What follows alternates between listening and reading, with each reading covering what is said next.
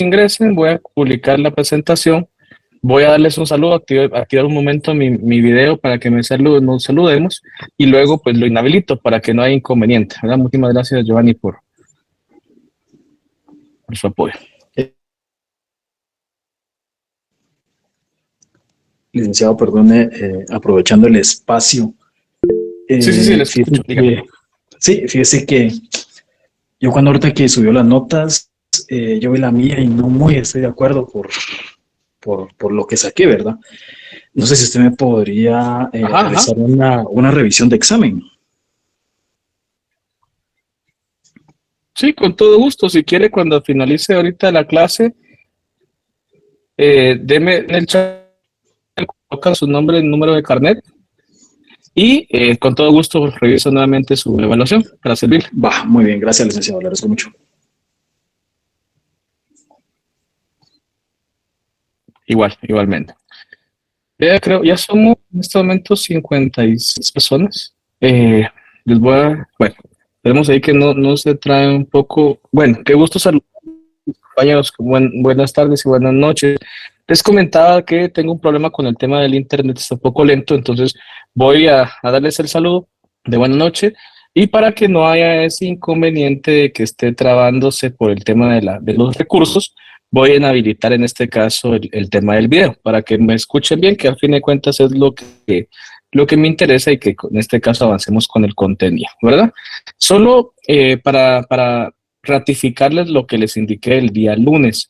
Ya está en la plataforma oficial de la facultad y también en Facebook el tema el asueto autorizado por el Consejo día 15 que se evidentemente pues ya son de los asuetos oficiales a nivel nacional. Entonces, como se los venía diciendo, se los dije el lunes, todos los años se ha venido realizando de esta forma, en acuerdo al fin de cuentas entre la universidad y todos sus trabajadores, y pues independientemente de cómo han sido las actividades, siempre se ha realizado. Entonces, pues para que ustedes sepan, las siguientes actividades tanto docentes como administrativas se reanudan el próximo lunes, ¿verdad? En este caso. Y estos 2 días, lo que es 14 y 15, pues simple y sencillamente no hay ninguna actividad, ¿verdad? Bueno, voy a inhabilitar mi video para que no haya ningún inconveniente con poderme escuchar y continúo la clase. Bueno, vean, lo que les venía diciendo de las últimas clases, cuando veíamos lo que era un derecho subjetivo y lo que era un deber jurídico, en forma concreta nos enfocamos en lo de obligaciones. La particularidad de estos temas, en forma sencilla, es una parte muy práctica, en el cual, cuando hablamos del derecho subjetivo, nos enfocamos en esa aptitud, en esa voluntad, en esa decisión para tomar, en este caso, una distinta posición, por decirlo de una forma, frente al derecho y que como sujetos dentro del mismo Estado podemos establecer frente a nuestros semejantes. Como les mencionaba en las clases pasadas, cuando nos encontramos ante un derecho subjetivo, nos encontramos ante un momento en el cual podemos decidir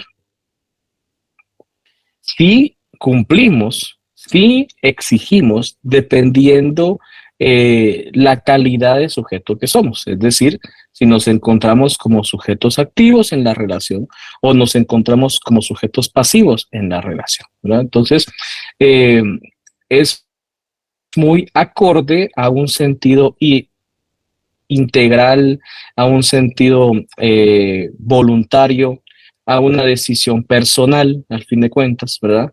Lo único que pues ahí sería el comentario, es de decir que cuando hay una obligación y esta obligación es incumplida, hay un tema muy interesante. Si esta obligación trae aparejada, ¿verdad?, un procedimiento jurisdiccional por el incumplimiento, evidentemente, luego del proceso se va a tener que hacer forzosamente su cumplimiento. Entonces ya no depende del derecho subjetivo, sino que ya es un deber jurídico por voluntad de la ley. Bueno, o sea, ese derecho incumplido, esa obligación incumplida, simple y sencillamente se siguió el procedimiento y se vuelve luego un deber jurídico. ¿Verdad? En forma sencilla, jóvenes, es muy comprensible que el derecho contemple procesos jurisdiccionales en el momento en el cual no se realizan las obligaciones, porque el incumplimiento de estas trae aparejado evidentemente nuevas, ¿verdad? Nuevas obligaciones que van a ser derivadas de la sentencia. Como se los mencionaba en algunas oportunidades y se los comentaba a sus demás compañeros, por ejemplo, en las sentencias generalmente se establece, si es una sentencia condenatoria, adicional al deber jurídico incumplido, una, unas cuestiones accesorias, por decirlo de una forma jurídica, en el cual se contemplan los efectos del incumplimiento. Puede ser, por ejemplo, un daño, un perjuicio que va a ser económicamente cuantificable y que en este caso va a ir aparejado con la obligación del deber incumplido. En forma sencilla, por ejemplo, una demanda laboral por el impago de prestaciones laborales llevaría aparejado luego del procedimiento ordinario también el pago de daños y perjuicios y también las costas procesales, en este caso si es una sentencia condenatoria, a el empleador en virtud de esa negativa sin fundamento que puso en este caso en gran perjuicio económico al trabajador, ¿verdad? Recordemos que todo trabajador tiene derecho al pago de sus prestaciones, que en este caso no puede negarse el empleador, y si fuera el caso de un despido, el pago de su indemnización.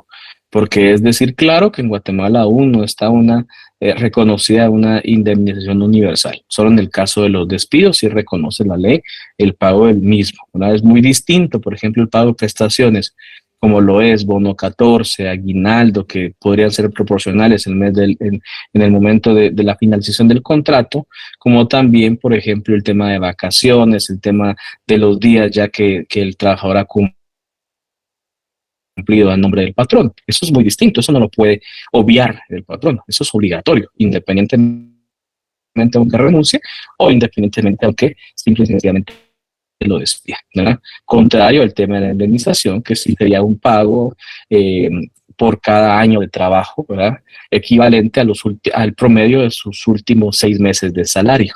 Entonces, eso únicamente ocurriría en el caso del despido. Entonces, cuando no sean estos presupuestos, pues obligatoriamente el trabajador, si quiere tener ese derecho que le compete, va a tener que demandar.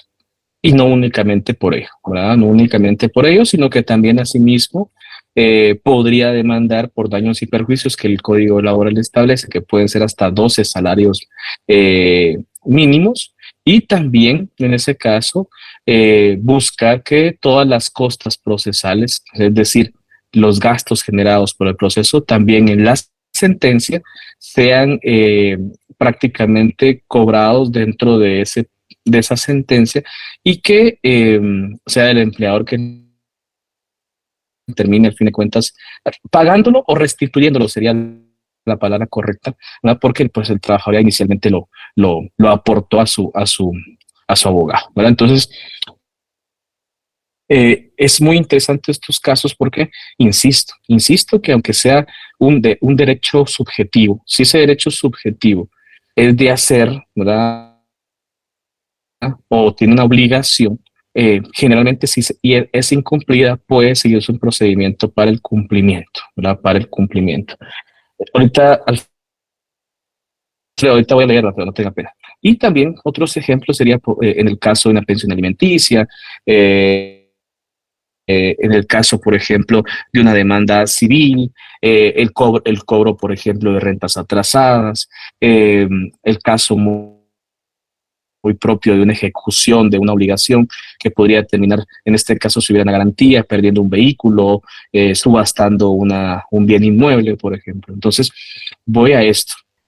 Recordemos, queridos jóvenes, que aunque sea un deber, perdón, un derecho subjetivo, y me encuentro en la posibilidad y la decisión de hacerlo o no hacerlo, si este lleva aparejada una obligación que puede luego pues, proseguirse eh, eh, de un aspecto judicial, evidentemente puedo ser sujeto de no solo la sentencia condenatoria del cumplimiento del deber incumplido, sino también algunas cuestiones accesorias como las ya mencionadas en este caso. Y bueno, Alfredo me pregunta, en el caso de que el empleado renuncie, ¿verdad? ¿Tiene ese derecho de mandar o pedir una indemnización? No. Bueno, sería de analizar el caso, porque renunció Alfredo, porque es muy distinto, por ejemplo, en el sentido del tema muy propio de cuáles son los motivos o las causales por las cuales el empleado llegó a ese proceso. Pero le soy bien sencillo, por ejemplo, si lo digo bien claro. Hay ocasiones en las cuales hay un error muy clásico, por ejemplo, de que el trabajador está cansado de que le pagan cuando le den la gana, no le pagan lo justo. Entonces, lo incorrecto sería, en este caso, renunciar.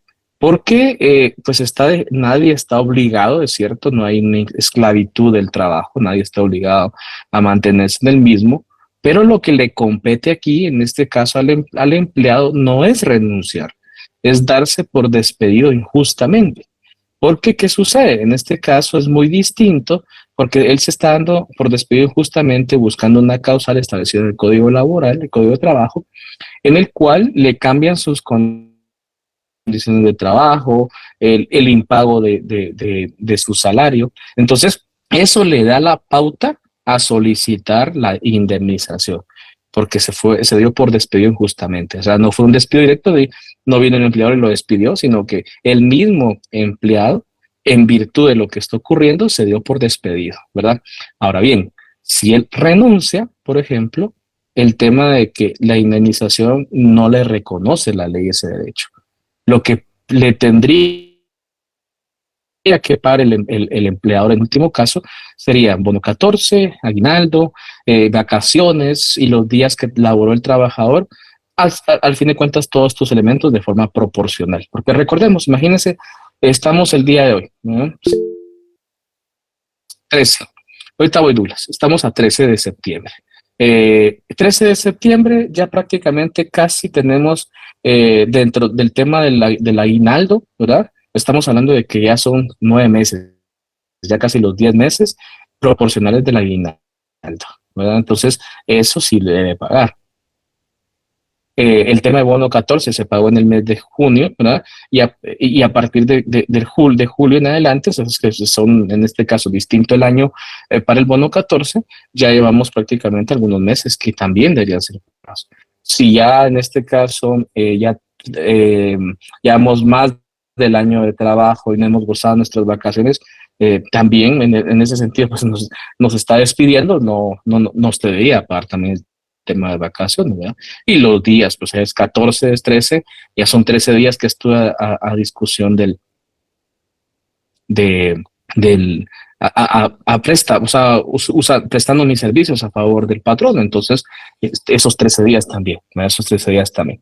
Ahorita voy, Andrés. Y Douglas, muy buena noche, usted había levantado la mano, gusto saludarle. ¿Cómo está?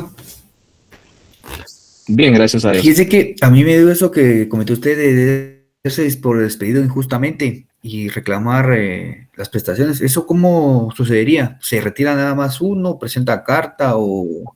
Bueno, gracias, es buena pregunta. Lo que sucede es que, por ejemplo, lo más legal, se podría decir, o lo más común, es que el empleado le presente una carta, ¿verdad?, al empleador, donde manifiesta, en este caso, los hechos que los llevan a darse por despido injustamente y que, en este sentido, el empleador pues pueda recibirla o no. Realmente en ocasiones es la molestia del empleador y no le recibe la carta y no se la firma de recibido, ¿verdad?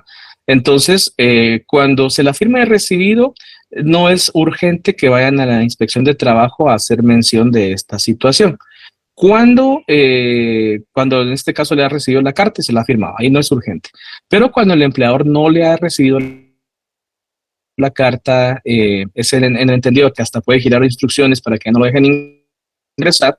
Hay ocasiones en las cuales me he dado cuenta que los empleadores dan el anuncio, por ejemplo, en la inspección de que usted abandonó el trabajo. Entonces, para evitar esa situación, lo más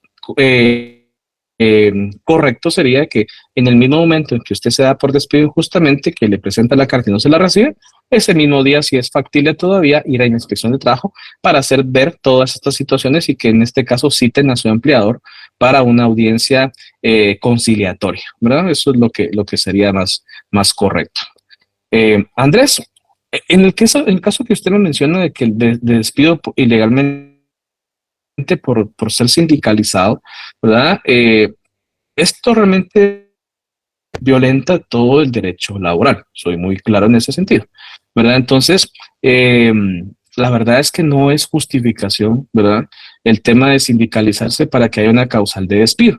Lo más seguro que Andrés, en este caso, que ese sea un despido, a fin de cuentas fue directo porque se lo dieron, pero es como los despidos pueden ser directos justificados, directos injustificados. Directos justificados, por ejemplo, que llegue borracho al trabajo, que no se presente por más de 2 medios días al trabajo. O sea, esos son los directos, o sea, donde hay una falta al trabajo, una falta al patrono, por ejemplo. Esos son los despidos directos justificados. Y los injustificados, lo que usted me menciona, ¿verdad? Lo que usted me menciona. Aprovechando, que levantó la mano, Andrés, le escuchamos. Buenas noches, licenciado. Fíjese, Lee, que a mí me despidieron pues ilegalmente por unirme al sindicato. Inclusive nosotros estábamos en formación, pero el gerente me despidió ilegalmente. Usted era parte teníamos del sindicato de formación. Solo perdón, sí. Solo perdón que lo interrumpí ahí porque eso no me había mencionado. O sea, usted era parte del sindicato de formación. O sea, usted era de los 20 que firmó la solicitud. Sí, correcto, Lee, correcto. Okay. Correcto. Y pues el gerente me despidió y su despido fue por reorganización y solo por eso fue lo que me despidió, ¿verdad, Lee? Pasé 2 años y medio desempleado. Gané ya ahorita mi proceso y ahorita ya llevo 3 meses de estar yendo a laborar, pero no me han pagado ni mis sueldos caídos, no me han dado mi plaza, o sea, estoy yendo a trabajar, pero no tengo atribuciones porque no tengo una plaza y no he firmado un contrato, ¿verdad, Lick? Pero... ¿Y tampoco le han pagado? No me han pagado nada, Lick. Ok, va. Y con eso cerraríamos este punto. Le doy una recomendación. Así como inició el proceso, ¿verdad? Con su abogado auxiliar, manifiéstele esto y en este caso se puede hacer un memorial manifestando esta situación ante la judicatura que emitió la sentencia para que el juzgado mismo, en este caso, emite una resolución solicitando al empleador que esclarezca por qué razón no ha cumplido con esta.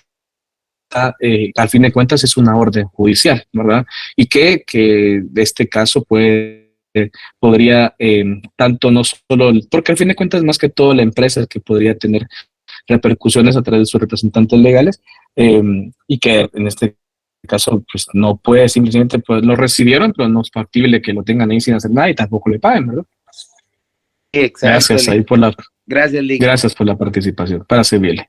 Bueno, entonces como ustedes se dieron cuenta, aquellos jóvenes, en realidad el derecho subjetivo tiende mucho a establecer esta vinculación en el sentido de que si me abstengo de realizar un acto, también tengo que ser y tenerse esa entereza y certeza de que si este acto lleva aparejado un procedimiento posterior, puedo ser sujeto de esos procesos posteriores, ¿verdad?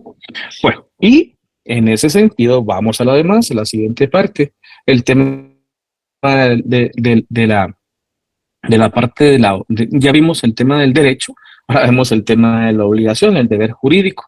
Todos nos encontramos, ¿verdad?, en este caso, de una u otra manera, frente a ese deber como sujetos pasivos. Es decir, estamos obligados a cumplir ciertas exigencias que la ley contempla o, en su defecto, que como sujetos de derecho de forma voluntaria nos hemos obligado.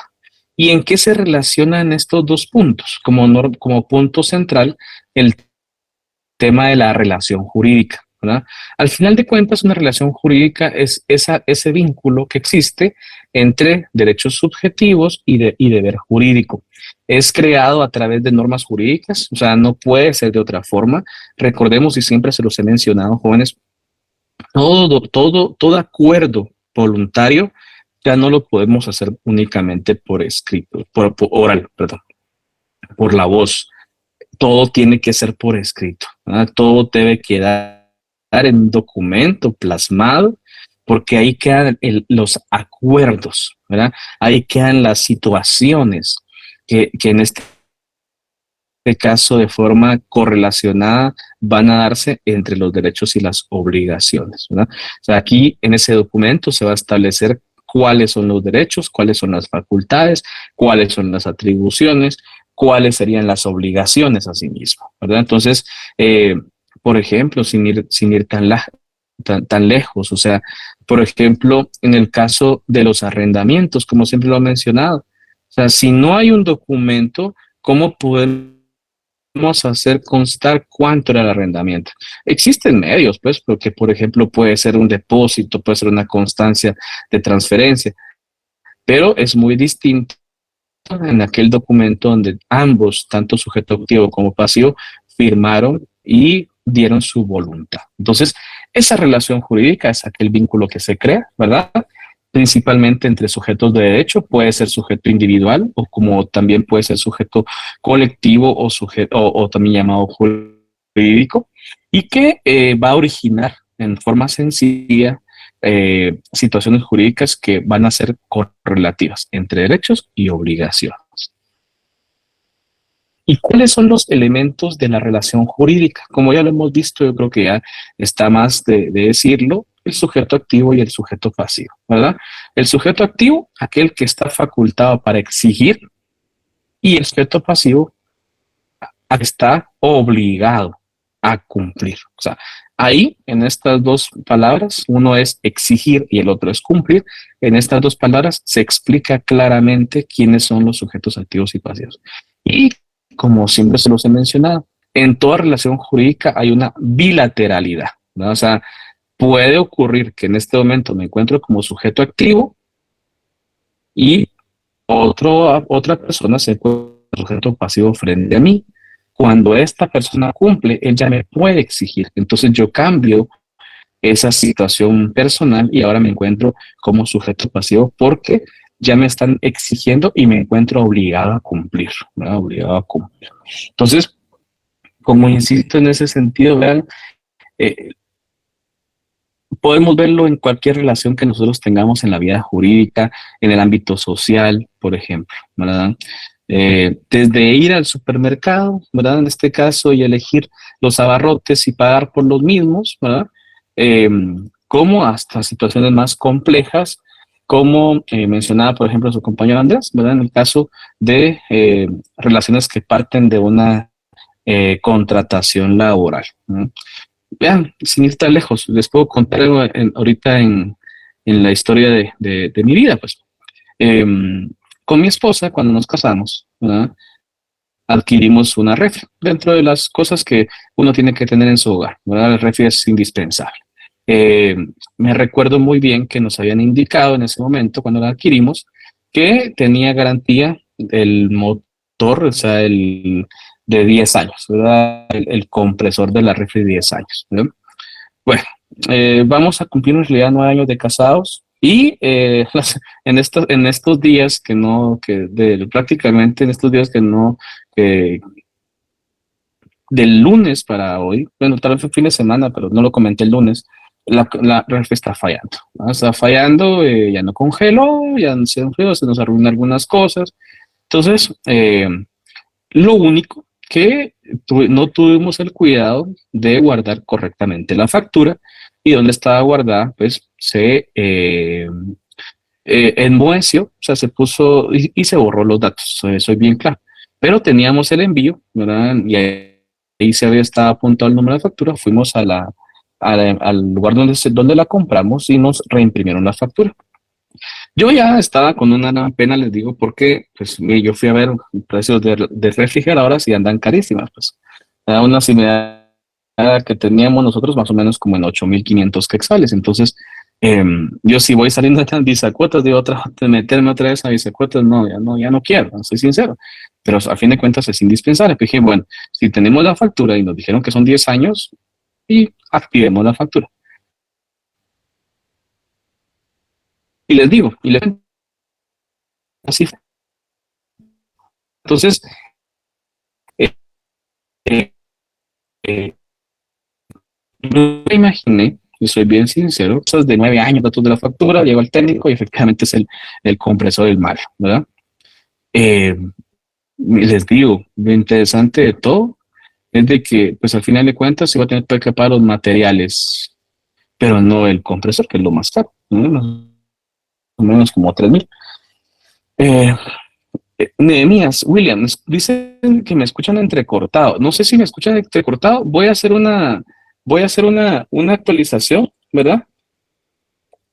Y regreso en este momento con ustedes. Puede ser un momento en que se arruina un poco. Ahorita regreso con usted.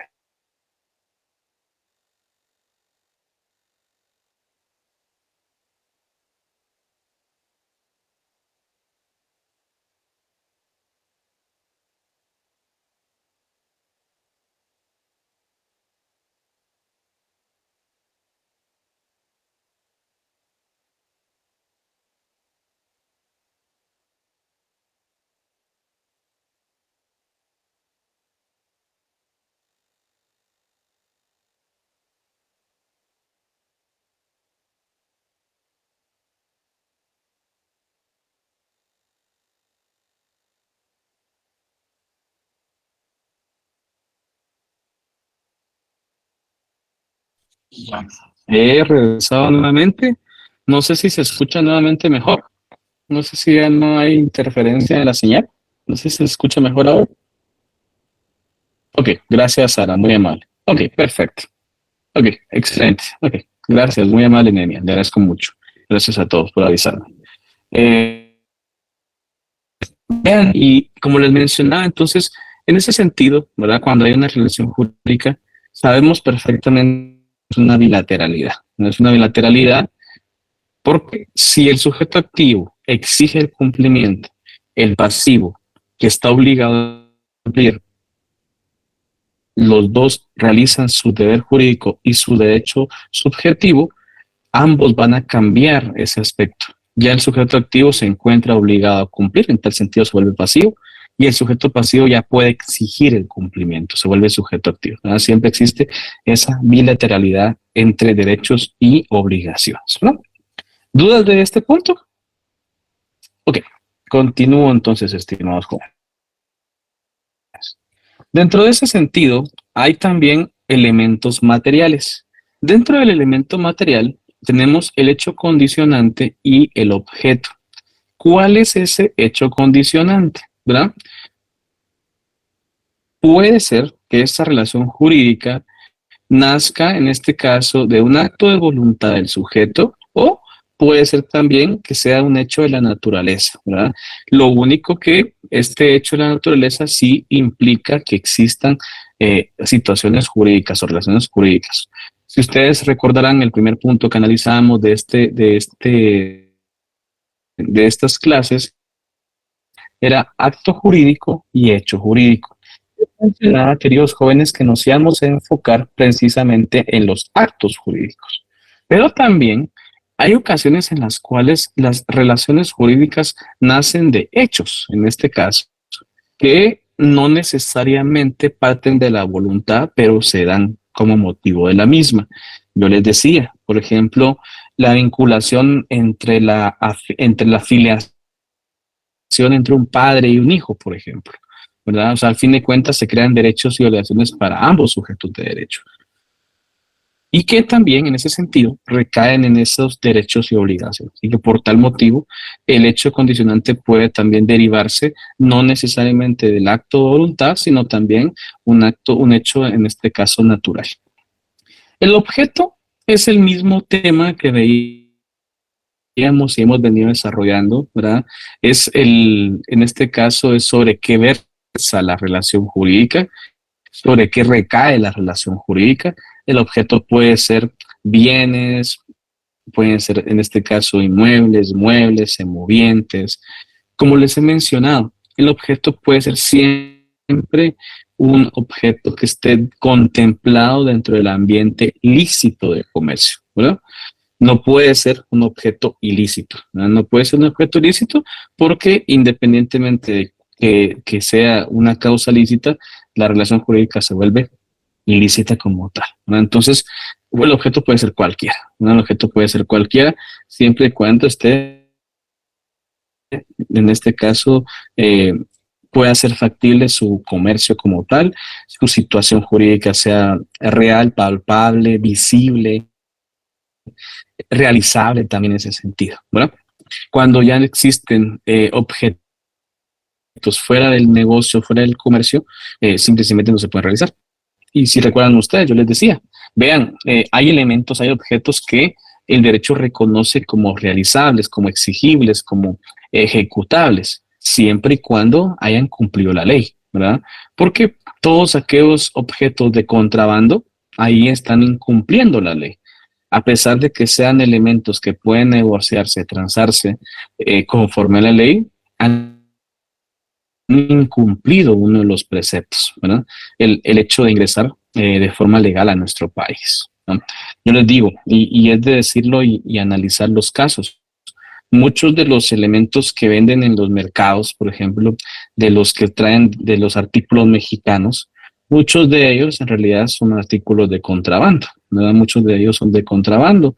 Y en este caso, el comerciante que que los vende no es un comerciante formal, ¿verdad? Es una economía informal, pero que siempre me he preguntado, pero ¿por qué en este caso no realizan eh, ciertas actividades o pesquisas sobre este caso? Eso voy a ser bien sincero, ¿verdad? En primer lugar, las autoridades no tienen la capacidad de realizar este tipo de investigaciones, ¿verdad? En primer lugar, tendría que ser un conjunto de situaciones de varias instituciones que vayan a trabajar de forma coordinada.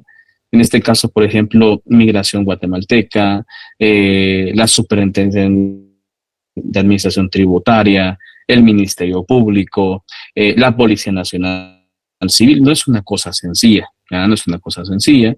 Y que en gran medida, aparte de que eso no es una coordinación que pueda hacerse de forma sencilla, recordemos que este tema de estos artículos de consumo diario a menor costo, en realidad de una u otra forma han apoyado la situación y la economía de Guatemala. Entonces, también es un aspecto social que también en este caso puede analizar, ¿verdad? Recordemos que están las instituciones en virtud de la búsqueda del bien común y que ante ello, principalmente les he de decir, la desigualdad que existe entre la canasta básica y el salario mínimo es una desigualdad increíble, más de 1,000 quetzales, ¿verdad? Entonces nos encontramos en el sentido de que una persona no puede vivir únicamente con el salario mínimo, no le alcanza para vivir, ¿verdad? Entonces necesariamente van a tener que trabajar las 2 personas de la casa o tener 2 trabajos en este caso. Entonces insisto en ese sentido de que tenemos que usar el sentido común en nuestro país, ¿verdad? En ese caso. Ahora bien, también les he de decir, jóvenes, que no es raro, por ejemplo, ¿verdad? Realmente no es raro que dentro de los distintos procesos de investigación, procesos de análisis de X forma, en algún momento vayan a hacer algún cateo, hay algunas detenciones por contrabando de una u otra forma, pero son situaciones que evidentemente, ¿verdad? Son aspectos de análisis, ¿verdad? Aspectos de análisis y que deberían ser, por ejemplo, mayormente enfocados no en los pequeños eh, contribuyentes o en los contribuyentes informales, sino precisamente en los contribuyentes grandes, grandes importadores, exportadores, que de una u otra forma también, a pesar de que pagan sus impuestos, ven cómo en ese sentido buscan bajar también los mismos. Yo les he dicho, creo que se los he dicho en algunas oportunidades.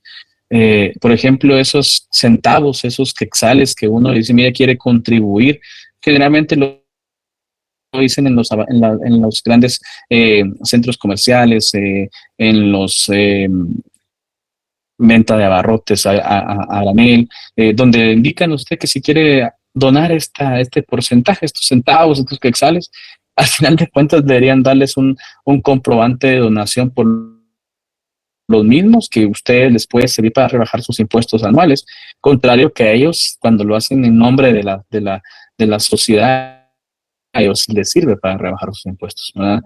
Entonces son situaciones que deberían quedar como en análisis como tal. Y la parte formal, yo siempre se los he mencionado, cuando ustedes escuchen la palabra formal o la formalidad, ¿verdad? Como dice Ángela, sí, en EPA, en SEMACO, vean, por ejemplo, el tema también de, miren, yo les digo, o sea, seamos sinceros, quien trabaja, por ejemplo, en McDonald's, el tema del McDía feliz por los niños, al final de cuentas es un negociazo para ellos, ¿no? Es un negociazo para ellos, porque lo que donan en realidad solo es el monto de la hamburguesa, ¿verdad? Ya las papas, la gaseosa, el café, el pastel es un adicional que a ellos les queda, y empezando porque las donaciones, generalmente la donación más fuerte es a instituciones benéficas que ellos están en este caso, que han creado y que pues evidentemente pues de una u otra forma sí ayudan, ¿verdad?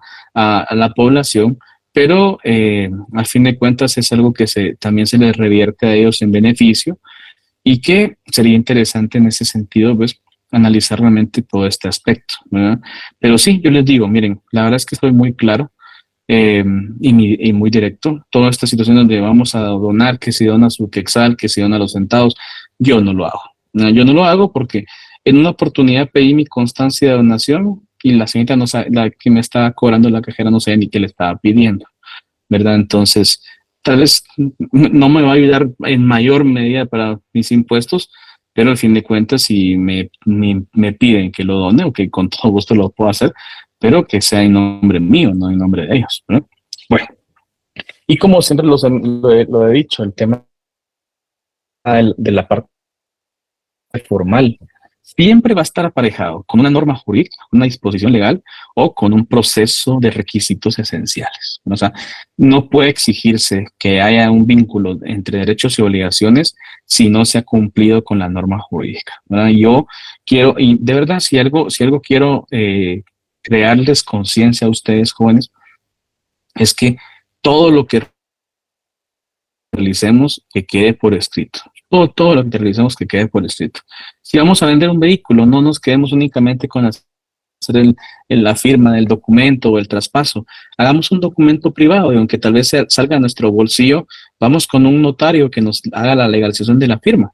Tarde o temprano ese documento nos va a servir para demostrar la fecha en la cual nos deshicimos de ese vehículo, que no está en nuestro nombre. O sea, aunque siga en nuestro nombre, pero ya no lo tenemos en posesión.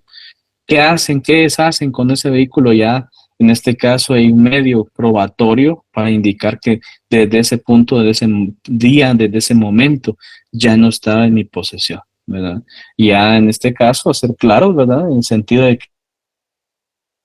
que tampoco hay que ser, en este caso, tan rígidos. Es entendible que el costo de comprar el vehículo, entonces, mire, le doy un mes y medio para que haga el traspaso, ¿verdad? Luego de eso, ahí sí, a uno no le conviene, entonces va a la SAT y inactiva el vehículo, ¿verdad? Entonces allá uno le explicó, ¿verdad? Ya si él no quiere cumplir su obligación, ya en este caso tengo todo el derecho de ir a hacerlo como propietario del mismo, aunque ya no lo tenga en posesión, ¿verdad? Bueno, no sé si tienen alguna duda, estimados jóvenes. ¿Estamos bien?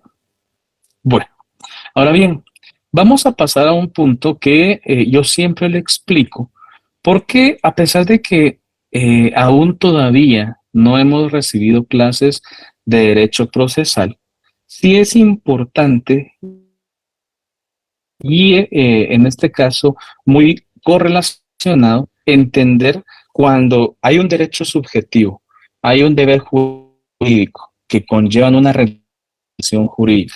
Esta es incumplida, en ese sentido puedo iniciar un proceso jurisdiccional y ese proceso jurisdiccional tiene ciertas aristas importantes. ¿Quién es el actor? ¿Quién es el demandado? ¿Cuáles son los medios de prueba? ¿Cuáles son los medios de defensa? Entonces, sí es importante que conozcamos esos puntos, ¿verdad? Y es más, yo intento hablar un poco más de lo que el mismo eh, programa de estudios nos establece como parte de este segundo parcial, que a este punto vayan un poco avanzados y que el otro año, que ya ahora sí ya es derecho procesal, por ejemplo, pero bueno, el otro año todavía es teoría del proceso. Y ya ustedes estos temas que los van a volver a ver ahí, pues ya los conozcan, ¿no? A fin de cuentas, esa es la parte importante. Y les digo, estos puntos los vuelvo, si alguien ha estado en otro año, que por ejemplo esté repitiendo el derecho 2, pero el año pasado estuvo conmigo en romano, este tema lo toco, ¿no? ¿Por qué? Y soy bien claro. Lo que sucede con derecho romano, que yo doy esa clase en la sección L, es que el derecho romano en realidad tanto, abarca tanto que debía haber sido realizado en 2 semestres, pero ante la imposibilidad, ante lo corto que eran en este caso las cátedras que quedan abiertas, no se pudo. Y lo que sucede es que debemos prácticamente concretizar entre toda la parte sustantiva del derecho romano y la parte adjetiva, toda la parte procesal. Es más, ahorita están viendo ustedes, por ejemplo, el proceso de las acciones de la ley.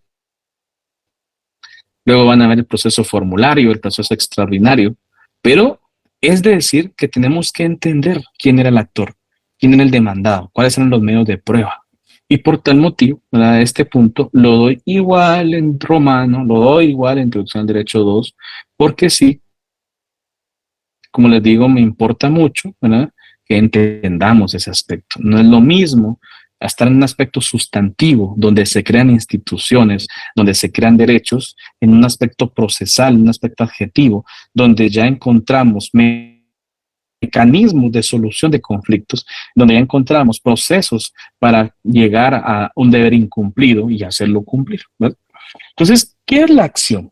Inicialmente es una facultad, ¿verdad? Es una facultad en la cual, como sujeto de derecho, me encuentro ante un derecho incumplido, perdón, ante un deber incumplido, y que la única forma de hacerlo cumplir es poner de manifiesto ante los órganos jurisdiccionales para que se aplique la ley, y en ese sentido se determinen 2 situaciones, ¿verdad?, que soy bien claro y lo vamos a platicar.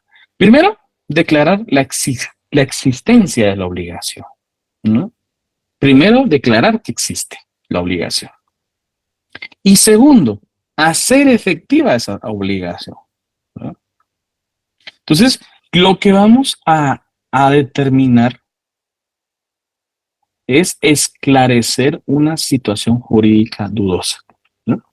Insisto, o sea, va a haber un derecho y una obligación. Van a existir medios probatorios en los cuales van a determinar cuál es esa situación jurídica dudosa. ¿Y qué es lo que vamos a buscar? Primero, declarar que efectivamente hay una obligación incumplida.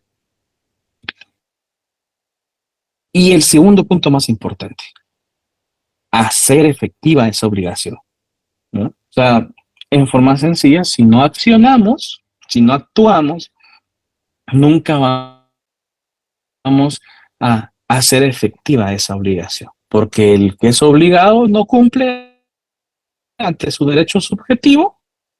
De otra forma que no sea el proceso judicial, no lo vamos a hacer cumplir. Recordemos, como se los he mencionado, no lo podemos hacer por la fuerza, no lo podemos hacer por medio de coacción, porque eso en este caso en nuestro país está regulado en la ley y el Código Penal y establece que son en este caso situaciones constitutivas de un delito, ¿verdad? O sea, no se puede hacer. Por tal motivo existen mecanismos legales para hacerlo. Como les digo, este punto es muy importante porque proviene de ese concepto. A mí siempre me ha encantado, los autores lo ratifican mucho, esclarecer una situación jurídica dudosa. O sea, ese concepto a mí me encanta, ¿verdad? ¿Y qué significa? Que existe la obligación y que se haga efectiva la misma, ¿no? Lo mismo que, por ejemplo, si lo vemos en un sentido en un sentido directo en cada una de las ramas del derecho, por ejemplo, ámbito penal, ¿verdad? Esclarecer la veracidad de los hechos. Que al fin de cuentas, esa debió, siempre se lo digo, esa debiera ser la propuesta principal del Ministerio Público, ¿verdad? El principio de objetividad. Si hay elementos de convicción que hagan presumible la comisión de un delito, ok, presentarlos. Pero también si hay elementos de convicción que hagan presumible que la persona no cometió un delito, también presentarlos, ¿no? Al final de cuentas, lo que nos importa, lo que nos interesa, es que se averigüe la verdad. Y en el caso muy propio de otras ramas del derecho, si hay una obligación incumplida, que se haga efectiva esa obligación, ¿no? ¿De dónde proviene este concepto de la acción? Del artículo 29 de la Constitución Política y Dependencias del Estado. Toda persona tiene libre acceso a tribunales, dependencias y oficinas del Estado para ejercer sus acciones y hacer valer sus derechos de conformidad con la ley, ¿no? Nadie en nuestro país, ¿verdad?, tiene prohibido acudir a un tribunal o una dependencia del Estado. Todos tenemos derecho. Es más, insisto en este punto, jóvenes, no está hablando el artículo 29 solo de los nacionales. Vean, cuando en el artículo hay elementos interesantes, yo siempre les he dicho, miren, cuando vamos a hacer un análisis, no leamos de corrido, veamos cada uno de los conceptos que contiene el artículo. Si tenemos alguna duda, vayamos a una enciclopedia jurídica, a un diccionario jurídico, consultemos, no nos quedemos solo con la lectura, porque miren, pues, aquí hay una palabra muy interesante en este artículo 29. Aquí no dice los nacionales, aquí dice toda persona, ¿verdad? Toda persona. Al establecer toda persona, en primer lugar, nuestra mente vuela y vamos a la clase Introducción al Derecho 2 y de ahí vemos, bueno, ¿qué es persona? ¿Verdad? Todo ente debe ser susceptible de derechos y obligaciones. ¿Qué tipo de personas hay en Guatemala? Individuales jurídicas, ¿verdad? Vamos a las personas individuales y vemos, por ejemplo, artículo 144, artículo 145 de nuestra Constitución, el tema de los nacionales. 146 lo cambia, ¿verdad? Los extranjeros en tránsito, los extranjeros domiciliados de forma temporal, los extranjeros domiciliados de forma permanente.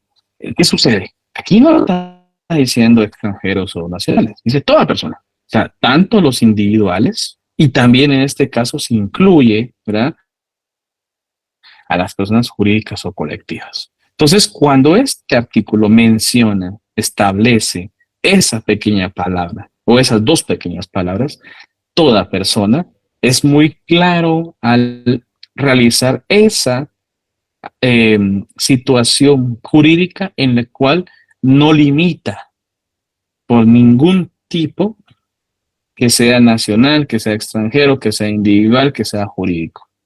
Toda persona establece que puede ser tanto todo aquel que es reconocido en el Estado como persona, ¿verdad?